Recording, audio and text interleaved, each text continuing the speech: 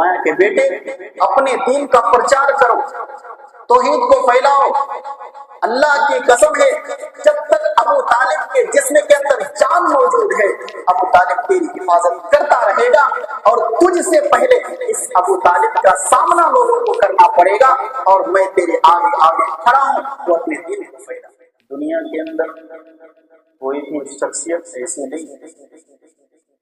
جس کی پوری زندگی کا ریکارڈ کتابوں کے اندر موجود ہے۔ ایک ہی ایسی ذات ہے جس کے بچپن سے لے کر کے جب تک دنیا کے اندر رہے اس وقت تک کے تمام حالات کا ذکر کتابوں کے اندر ہے، اور وہ کون ہے؟ ہمارے اور آپ کے پیارے نبی جناب محمد رسول اللہ صلی اللہ علیہ وسلم۔ 6 سال کی عمر میں نبی علیہ السلام کی ماں دنیا سے گزری۔ بچپن میں باپ کو دیکھا ہے۔ 8 سال کی عمر میں نبی علیہ السلام کے دادا عبد المطلب کا بھی انتقال ہو گیا، وہ بھی گزر گئے، اور اس طرح سے آپ در یتیم ہو، ڈبل یتیم، اور یتیم کا درد سمجھنے والے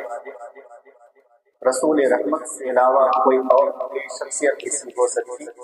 جو یتیموں کے درد کو سمجھ سکتے، اور یہی وجہ ہے کہ رسول رحمت نے فرمایا انا وکافل الیتیم، میں اور یتیم کی کفالت کرنے والے جنت کے اندر ایسے ہوں گے جیسے یہ دونوں انگلیاں،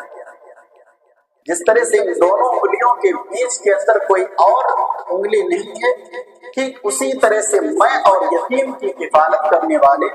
جنت کے اندر سیم اسی طرح سے پڑوسی بن۔ آج ہمارے معاشرے کے اندر بہت سارے یتیم بچے، کوشش کیجیے کہ آپ کے ذریعے سے ان کی کفالت ہو سکے، صرف مالی دعوت نہیں، ان کی تربیت تعلیم کی طرف بھی تھوڑا سا دھیان دیں، کیونکہ یتیم ہونے کے بعد بچہ بے لگام ہو جاتا ہے، بے لگام، اس کے لگام کو تھامنے کے لیے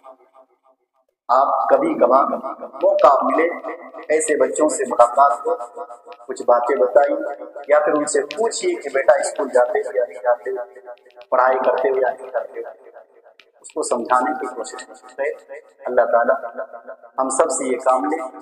تو نبی علیہ السلام کی زندگی بچپن سے لے کر کے 63 سالہ زندگی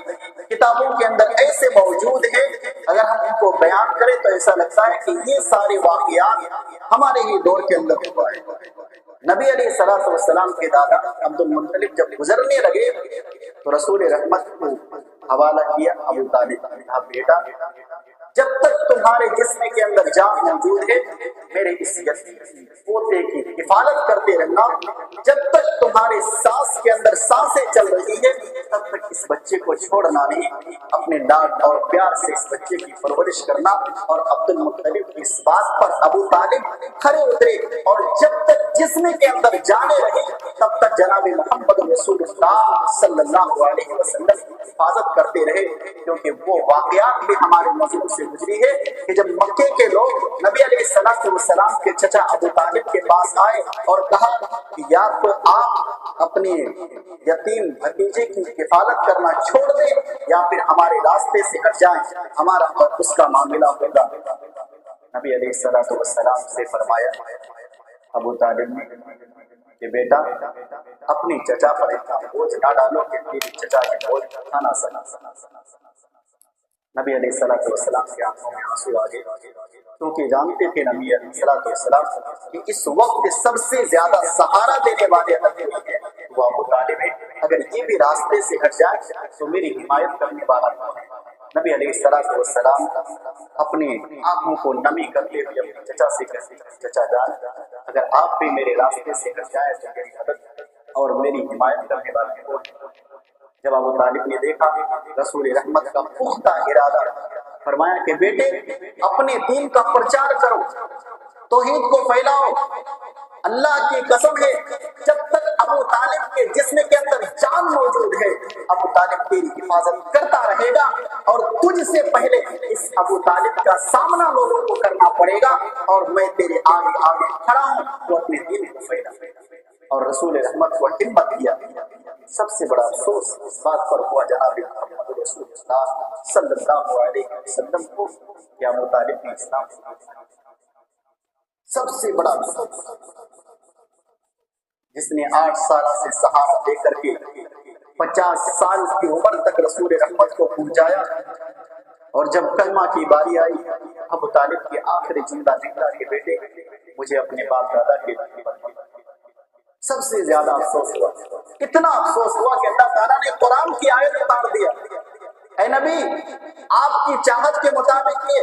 کوئی ایمان والا ہو ہی نہیں سکتا ہے، یہ تو اللہ کے ہاتھ میں۔ اللہ جسے ہدایت دینا چاہے اسے ہدایت دے دیتا ہے، اور جسے اللہ گمراہ کرنا چاہے وہ اللہ تبارک دینے والا اللہ تبارک و تعالیٰ ہے۔ اور اس طرح سے رسول رحمت کو نبی علیہ السلام کو اللہ تبارک و تعالیٰ نے دلاسا دیا کہ تیرے ہاتھوں ہدایت دینا تیرے ہاتھ کے اندر۔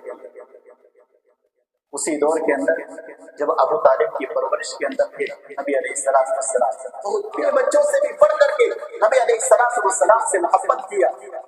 اور اس چیز کا ذکر اللہ تبارک و تعالیٰ نے قرآن مجید کے اندر نبی علیہ السلام کو انعام کے طور پر یاد دلایا۔ سورہ زحر کے اندر فرمایا الم یجدک یتیما فآویٰ، اے نبی کیا آپ یتیم نہیں تھے، پھر اللہ نے آپ کو سہارا دیا، اللہ نے آپ کو سہارا دیا۔ یہ نعمت نبی کو یاد کرایا۔ بچپن کے اندر آپ یتیمی کے حالت میں تھے، اور ایسے دور کے اندر جہاں یتیم کی پرورش کرنے والے نہیں، یتیم سے محبت کرنے والے نہیں، یتیم کو سامنے بیٹھانے والے نہیں، لیکن اللہ تبارک و تعالیٰ کا کرم ہے آپ پر کہ اللہ تبارک و تعالیٰ نے آپ کے لیے ایسا انتظام کیا الم یجدک یتیما فآویٰ کہ آپ کو یتیمی کا احساس ہونے لگا۔ ہر طرح سے محبت کیا ابو طالب نے، اور ابو طالب نے اپنی پرورش میں نبی علیہ السلام